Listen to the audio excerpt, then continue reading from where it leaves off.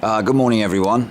I'm here in Minami Sanrico, and in front of you, you can see Peter Watabe, and he's going to talk to you a little bit about OGA. OGA for Aid is the name of the organization here in Minami Sanrico that I'm supporting. So, Peter, would you like to say a few words about what OGA is doing here in this area? Sure. OGA for Aid started out from Aomori. And we've been down here 6 months. We came down here March 19th, first time. And then set up base here. We've been doing everything from emergency relief aid to helping to rebuild the community here. Everything from farming, we also distribute supplies, food, and also we try to help the fishing community, smaller fishing communities that are falling behind the larger ones. In this area, what the Minami Sanrico has been more or less 100% devastated by the tsunami. There's virtually nothing here. How has that affected the employment rate in the area?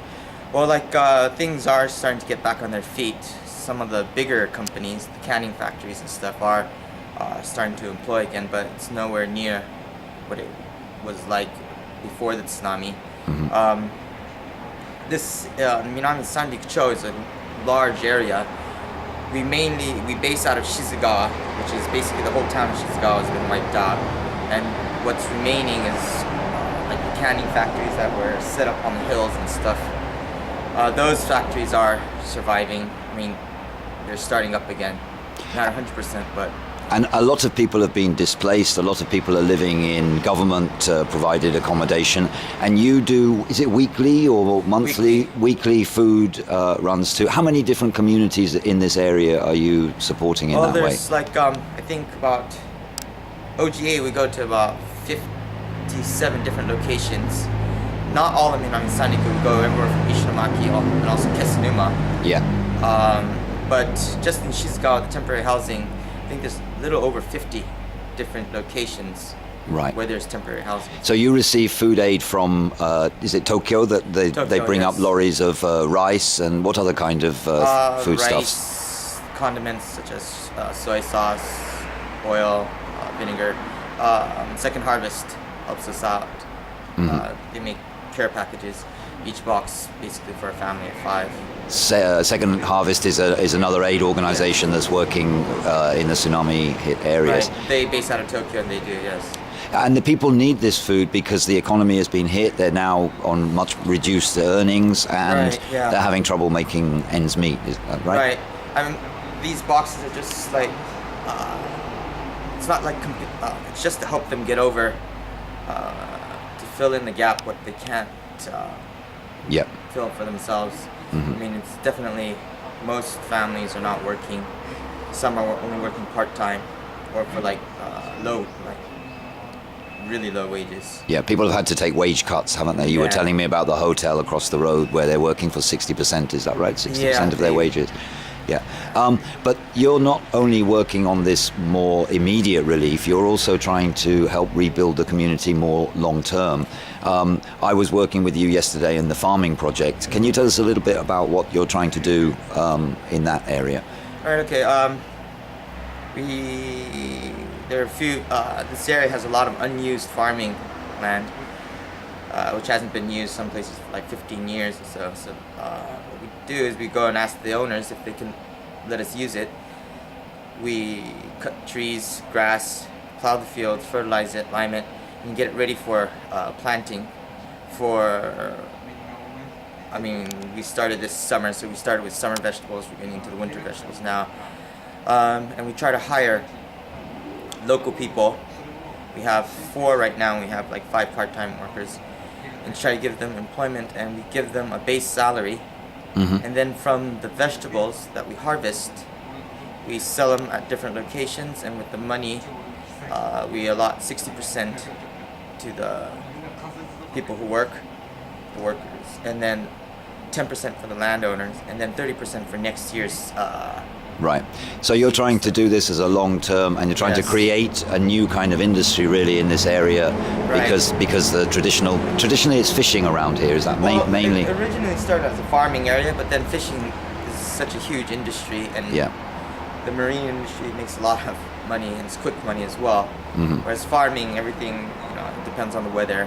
Yeah, climate, but the economy has really been hard hit, the fishing industry. Right. So you're trying to create a new thing, and also long lasting. You're trying to do that, to create this over. You were telling me 5 to 10 year project, Right. and then would you then hand it over 100% to the local community Yes, to run? that's the whole idea of all of our projects, is so we can just hand it over when things are set up and going. Okay. Just hand it over. And you're also doing making a community center here. Is that correct? Yes, we're setting up a community center because there's no place where the kids can actually go and just relax, enjoy themselves. So we're setting up like a internet cafe, cafe inside as well, a classroom for teaching English, a library, and also just a place where kids can play games and have fun.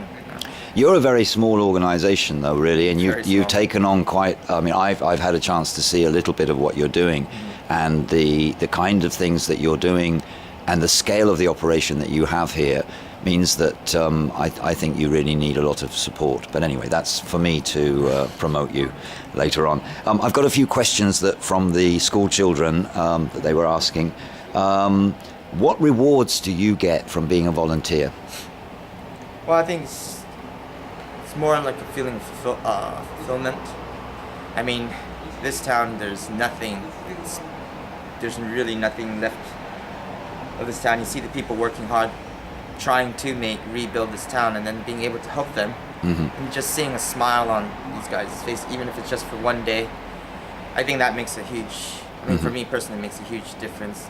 I mean, like you said, we're a small organization and we can't exactly help everyone, or in a huge way that will make, we can't build buildings and stuff. But if we can make a difference in somebody's life, a smile, even if we can support even like 5 families for this period of 5 or 10 years, those families can actually later on help another family in a time of disaster, or just even help their neighbors. I think was worth it, and it is worth it. And the local community appreciates the support from outside, right? The fact that there are people who are interested and care about them. I think there's a certain feeling of also like loneliness, and just in this area, because not in this area alone, but just because I guess they've lost their house. Okay, I better move on quickly because I've only got 15 minutes. Right. How long will it be, do you think, before Minami Sanriku returns to something like normality? It's hard to say. A very long time. I mean, Kobe took almost 15 years to completely recover. Kobe, after the earthquake in After the Kobe, earthquake. yes, yeah. But I mean, it depends what normality is. If we're talking about like emotional, then it might take a little bit longer. But like the ground has sunk a lot along this coast area. Some areas have gone up over, under a meter. Under a meter, sunken down, which means then that some areas that would have had housing on it before, now they won't be able to rebuild, because when the tide comes in, Right. the water level is too high. So that means that there's a question of relocation of... That is basically they're gonna all be relocated, I think, in this area. Yeah. So it'll be some time before they actually. Okay. What was your first impression when you came here? You came here on March the 19th, you say? March 19th. So you and the tsunami and earthquake was on March the 11th, so you were here very, very quickly. What was what were your first impressions? Oh, it was pretty shocking. There was no town left, basically. And, the town was all over the street, basically. Like, there's so much debris. I couldn't. Yeah, it was shocking. So I can say it's sad, but. These kinds of questions are a bit sensational, but of course people do want to know them. How many people were killed in this area? I don't know. I know a couple thousand, at least 3,000. There were 17,000 people living in this area. I think there's still missing, a lot of people missing. Yeah. I'd say a couple thousand. It's hard to say. Yeah, but of course this is only one small community in the whole area. I've got various questions about resources and money. Some of the things you've answered. One question that I guess is important is, how do people know that money donated via a website will actually reach the victims? of course, some people don't know anything about the organization and they're a long way away. So, I mean, do you actually publicize on your website the projects that you're doing and Yes, the progress that you've made? We do, and all I can say is that if you look at our website, you'll see what we do, and well, just watch the results, I guess, and you'll see that all the money is going there. I mean, we're a small organization. If you see how many people we actually are, and put it up against what we actually do for the amount that we do, I think if you do donate, you'll see that. I mean, there has to be, if you're donating from far away, there's got to be an element of trust too, really. Right. But I mean, all I can say is that from what I've seen here is that you're working very, very hard and with very, very limited resources, and I'm very impressed. The last thing I would like to ask you, is there anything else that you'd like to say? I mean, remember that you're talking to the children from St. George's English School in Spain. Anything you'd like to say to them before I say goodbye? Yeah, I mean, Spain is in Europe, it seems far, but there are kids over here like you. If there's something that you feel like you can do for the kids over here in a small way, I think everyone here would be, happy to receive that help, even if it's just friendship, because that's. By the way, there might be some children. Sorry to interrupt you. There might be some children wondering. You're Japanese, aren't you? Yes, but you speak English like a native. Maybe there are some people thinking, do all the Japanese speak English like he does? Why is it that you speak English so well? I grew up speaking English. My family speaks English. Just started speaking Japanese about 11 years ago. Ah, really? So you were brought up in a kind of English-speaking household, which is a little bit unusual, right? Yeah, very unusual. Okay. All right. Well, Peter, thank you very, very much for agreeing to be videoed. And bye-bye. Thank you.